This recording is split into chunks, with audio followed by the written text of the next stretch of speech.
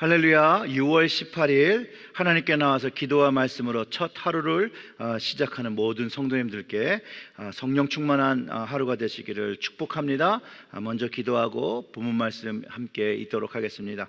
하나님 아버지, 이 시간, 이 아침 시간에 성령의 능력으로 임재하여 주셔서 우리의 마음을 조명하시고 하나님의 말씀이 우리의 마음에, 우리의 영의 귀에 들리게 하여 주시옵소서. 그리하여 정말로 하나님이 기뻐하시는 믿음의 가정 만들어갈 수 있도록 주여, 저희들에게 하나님 말씀 순종하는 귀한 축복을 허락하여 주시옵소서. 예수님의 이름으로 기도드렸습니다. 아멘. 오늘 말씀은 열왕기상 16장 29절부터 34절의 말씀입니다. 유다 아사왕 제38년에 오므리의 아들 아합이 이스라엘의 왕이 되니라. 오므리의 아들 아합이 사마리아에서 22년 동안 이스라엘을 다스리니라. 오므리의 아들 아합이 그의 이전 모든 사람보다 여호와 보시기에 악을 더욱 행하여 느밧의 아들 여로보암의 죄를 따라 행하는 것을 오히려 가볍게 여기며 시돈 사람의 왕 엣바엘의 딸 이사벨을 아내로 삼고 바알을 섬겨 예배하고 사마리아에 건축한 바알의 신전 안에 바알을 위하여 제단을 쌓으며 또 아세라 상을 만들었으니 그는 그 이전에 이스라엘의 모든 왕보다 심히 이스라엘 하나님 여호와를 노하시게 하였더라. 그 시대에 베델 사람 히엘이 여리고를 건축하였는데 그가 그 터를 쌓을 때에 맏아들 아비람을 잃었고 그 성문을 세울 때 막내 아들 수굽을 잃었으니 여호와께서 눈의 아들 여호수아를 통하여 하신 말씀과 같이 되었더라. 아멘. 오늘 열왕기상 16장은 북이스라엘 왕들에 대한 기록을 하고 있는 것입니다. 엘라 왕과 스무리 왕과 오므리 왕, 이들 모두가 하나님 앞에 악을 행했던 왕들인데요, 오늘 본문 그 아합 왕에 대한 기록에서는 이 아합 왕은 오므리 왕의 아들이고 22년 동안 사마리아에서 북이스라엘을 다스렸던 그런 왕인데 그 이전의 북이스라엘 왕보다 더 악을 행한 그런 왕입니다. 그래서 30절에 오므리 아들 아합이 그의 이전의 모든 사람보다 여호와 보시기에 악을 더욱 행했다라고 기록하고 있다라는 것이죠.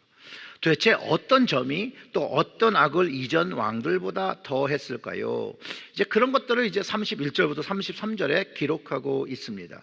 느밧의 아들 여로보암의 죄를 따라 행한 것을 오히려 가볍게 여기며 시돈의 사람 왕 엣바엘의 딸 이세벨을 아내로 삼고 바알을 섬겨 예배하고 사마리아에 건축한 바알 신전 안에 바알을 위하여 제단을 쌓으며 또 아세라상을 만들었으니 그는 이전에 이스라엘의 모든 왕보다 심히 이스라엘 하나님 여호와를 노하시게 하였더라.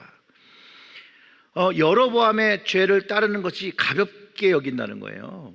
이사벨을 아내를 삼고 바알 신전을 세우고 섬기고 예배하고 아세라상을 만들고 섬긴 것, 이 일이 하나님께 진노를 일으키게 되었다라고 기록하고 있는 것이죠. 오늘 제목에 간 큰 아합이라고 하는데 실제로 그가 간이 큰 것이 아니라 하나님을 두려워하지 않는, 경외하지 않는 자문의 표현을 인용하면 지혜가 없는 왕인 게 더 맞습니다. 간 큰 왕이 아니라 지혜 없는 왕. 지혜가 없는 왕이기 때문에 백성들을 우상의 길로 이끌었다라는 것이에요. 사마리아에 바알 성전을 짓고 섬기고 아세라상을 섬기고 그 백성들에게 섬기게 했다라는 것이에요. 근데요, 아합 왕이 또 실제 이스라엘 역사 속에서 그렇게 중요한 인물도 아닌데요, 그는 이스라엘의 여호와 신앙을 말살하려는 것처럼 바알 신을 섬기는 일을 국교로 선언하고 대체해버렸다는 거예요. 그리고 그 악행이 엘리야 선지자의 활약을 통해서 여호와의 신앙을 지키려고 한 모든 숨겨진 믿음의 사람을 상대적으로 귀하게 드러나게 하는 모습을 담고 있고, 또 귀한 믿음의 사람들을 하나님께서 어떻게 지키시고 있는 그 인도하심이 열왕기상 16장 이후에 담겨 있는데, 그 귀함을 보여주시기 위한, 어떻게 보면 블랙과 화이트의 그 화이트이 드러나는, 그 환하게 드러나는 그것들의 비교로 사용되고 있다는 거예요. 아합의 악행은요 하나님의 징계를 받으며 3년 동안 극한 가뭄을 겪게 되죠. 결국 비를 주시는 참 하나님이 누구인지 엘리야와 그 바알의 선지자의 싸움에서 명확히 드러나게 됩니다. 역사적으로 아합은요 정치적으로 굉장히 또 군사적으로 뛰어난 실력자라고 평가를 합니다. 그런데 제가 말씀드렸던 것처럼 그는 하나님에서 받은 지혜가 없었습니다. 이것이 솔로몬이랑은 다르죠. 물론 악을 행한 거는 솔로몬과 같은 것을 졌지만 결국 그는 신앙적으로 여로보암보다 더 큰 죄악을 저지른 왕으로 평가된다는 거예요. 하나님을 아는 지혜가 전혀 없었기 때문에요. 이런 악한 왕은 그 아버지의 불신앙의 영향이었던 것도 너무 잘 알 수 있는 것이죠.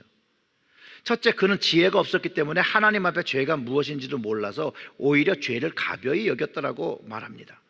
그리고 그 죄의 결과도 몰랐죠. 지혜가 없었기 때문에 자기가 하나님 앞에 가지는 그 죄에 대한 그 결과가 무엇인지 몰랐어요.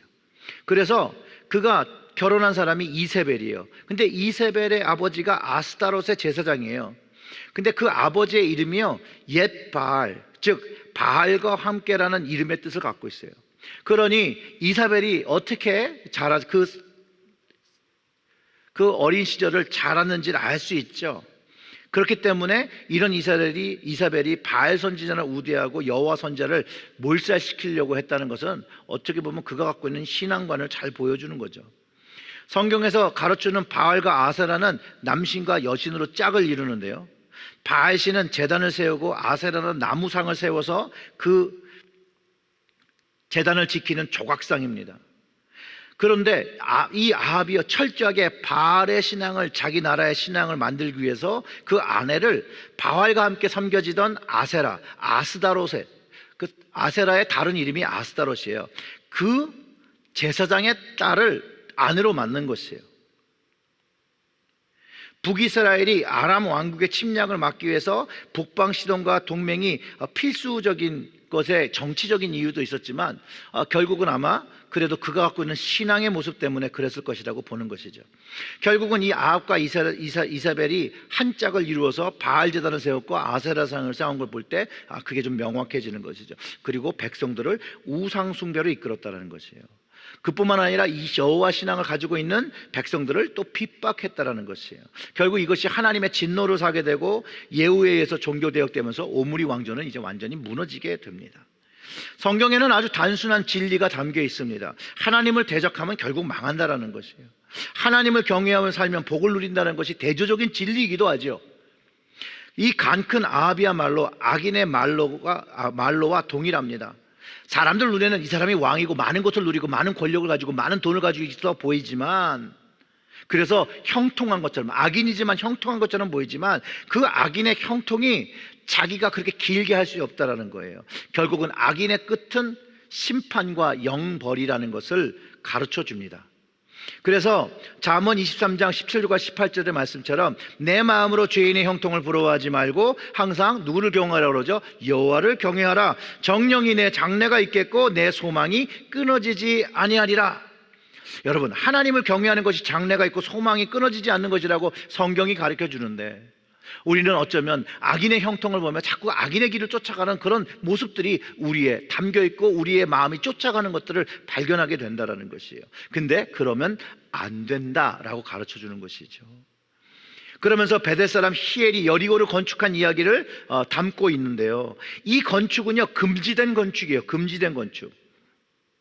그 34절에 그렇게 얘기하잖아요. 그 시대에 베델 사람 히엘이 여리고를 건축하였는데 그가 그 터를 쌓을 때에 맏아들 아비람을 잃었고 그 성문을 세울 때에 막내 아들 수굽을 잃었으니 여호와께서 눈의 아들 여호수아를 통하여 하신 말씀과 같이 되었더라.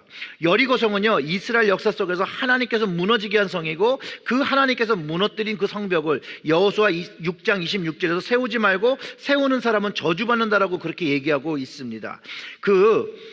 여호수아 6장 26절의 말씀을 보면 이렇습니다. 여호수아가 그때 맹세하여 이르되 누구든지 일어나서 이 여리고 성을 건축하는 자는 여호와 앞에서 저주를 받을 것이라. 그 기초를 쌓을 때 그의 맏아들을 잃을 것이요 그 문을 세울 때에 그의 막내 아들을 잃으리라 하였더라. 놀랍게도 그 말씀대로 이 베델 사람 히엘이 여리고를 건축했더니 그 터를 쌓을 때 맏아들을 잃었고 성문을 세울 때 막내 아들을 잃었다 드렸다고 기록하고 있다는 거예요.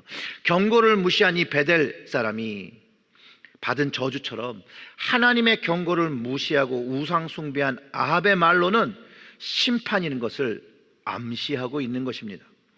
하나님의 말씀은 500년이 흐른 뒤에 그 예언이 그대로 성취되었습니다. 하나님의 예언의 말씀이 성취되면서 예수 그리스도께서 이 땅에 또 오셨고 그 하나님의 예언의 말씀은 동일하게 이루어질 것이라고 저는 확신합니다. 예수님께서 이렇게 말씀하셔요. 천지는 없어지어질정 내 말은 없어지지 아니하리라고 가르쳐 주셨는데 이 말씀이 우리에게도 동일하게 적용되는 것입니다. 그래서 베드로전서 1장 24절과 25절을 그러므로 모든 육체는 풀과 같고 그 모든 영광은 풀의 꽃과 같으니 풀은 마르고 꽃은 떨어지되 오직 주의 말씀은 세세토록 있도다 하였으니 너희에게 전할 복음이 곧 이 말씀이니라.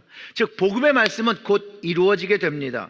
아합은 하나님 앞에 죄를 지었고 그 인생은 심판을 받습니다. 이세벨도 그간 하나님의 심판 죄를 지었고 그 인생은 심판을 받습니다. 베델 사람 히엘은 하나님 앞에 죄를 지었고 그 두 아들을 잇는 심판을 받았습니다. 우리에게 주어진 성경은 축복만을 말하지 아니하고 심판의 말씀이 있음을 기록하고 있습니다. 동일한 성경이 이 세상 마지막 때 하나님을 믿지 않고 경외하지 않는 사람들이 심판받는다라고 기록하고 있습니다. 그런 일이 벌어지기 원치 않아도 하나님의 심판의 때가 되면 예수 그리스도가 다시 오셔서 영광의 보좌에 앉는 그날에 양들과 오른쪽으로 염소는 왼쪽으로 양들은 오른쪽으로 나누어지고 오른쪽에 있는 양들은 하나님 나라의 유업을 얻고 영생으로 들어가며 왼쪽에 있는 양들은 저주받은 자리라고 부르시며 마귀와 그의 사자들을 위해서 예비된 영원한 불로 들어가 영벌을 받으라고 기록하고 있습니다.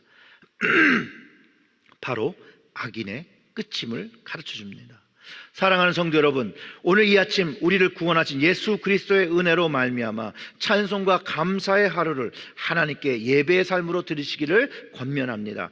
주님의 은혜 없이 우리는 긍휼함을 얻을 수가 없습니다. 주님의 십자가 없이 우리의 죄악이 해결함을 받지 못합니다. 내가 죄인임에도 긍휼을 얻을 수 있는 유일한 이유가 바로 예수님께서 나를 사랑하셔서 내 죄 대신 십자가에서 죽어주시고 그 흘리신 피가 나의 죄를 치루었기 때문에 우리가 용서함을 얻고 생명을 누리는 것을 감사해야 한다는 것이에요. 사랑하는 성도 여러분, 아합 같은 사람, 이사벨 같은 사람, 히엘 같은 사람의 삶을 멀리해야 합니다. 오직 하나님만을 경외하며 그 하나님께서 마땅히 받으신 예배, 여러분의 삶에서 귀하게 올려드리는 여러분들의 귀한 축복된 하루 되시기를 주님의 이름으로 축원합니다. 아멘. 우리 기도하겠습니다. 하나님, 우리의 영이 하나님께 맞추어지게 하여 주시옵소서.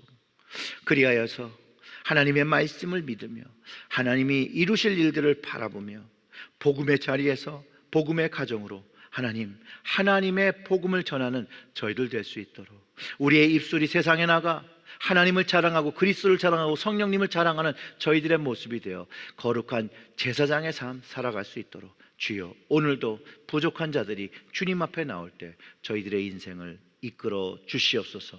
예수님의 이름으로 기도드렸습니다. 아멘.